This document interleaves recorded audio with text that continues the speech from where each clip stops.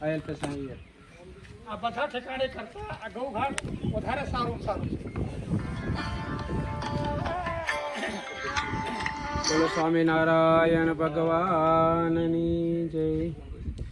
આ વિશ્વામિત્રી નદી છે. અહીંયા ભગવાન છપૈયાથી બાલપ્રભુ ઘનશ્યામ અહીંયા ગાયો સારવા આવતા.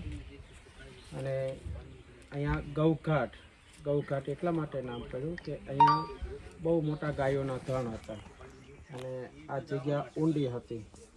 એક દિવસ ગાયોને અને ભગવાનને બધાને તરસ લાગી એટલે કે પાણી તો છે નહીં. પ્રભુને ખ્યાલ આવ્યો કે બધા બાળકો તરસ્યા છે, ગાયો તરસે છે. એ જ વખતે ભગવાને અહીંયા ઊભા પૃથ્વીમાં પગનો અંગૂઠો દબાવ્યો. એ વખતે પાણીનો ધોધ ફૂટ્યો, આ ગંગાજી પ્રગટ થયા. એટલે આમનું નામ ગૌઘાટ છે, ગાયોનો ઘાટ હતો. પછી બહુ સરસ ઇતિહાસ ઘનશ્યામ લીલામૃતની અંદર ભૂમાનંદ સ્વામીએ લખ્યો છે કે અહીંનું કોઈ પાણી માથે ચડાવે તો સ્વર્ગની અંદર એના પિતૃઓનો વાસ થાય છે. પછી કોઈ આ પાણીનું પાન કરે તો એની 7 પેઢીનો ઉદ્ધાર થાય છે.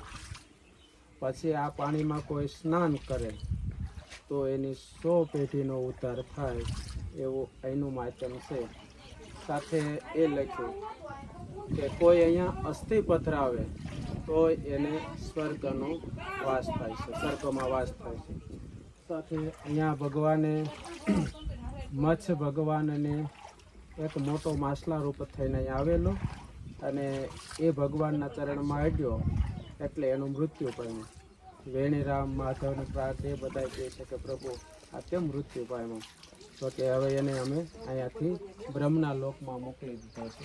એટલે એ અહીંયા માછલાને પણ ભગવાન રૂપે દર્શન આપ્યા અને સ્વર્ગમાં વાસ કરાવ્યો. એવું આ ગૌઘાટ છે. બોલો સ્વામિનારાયણ ભગવાનની જય.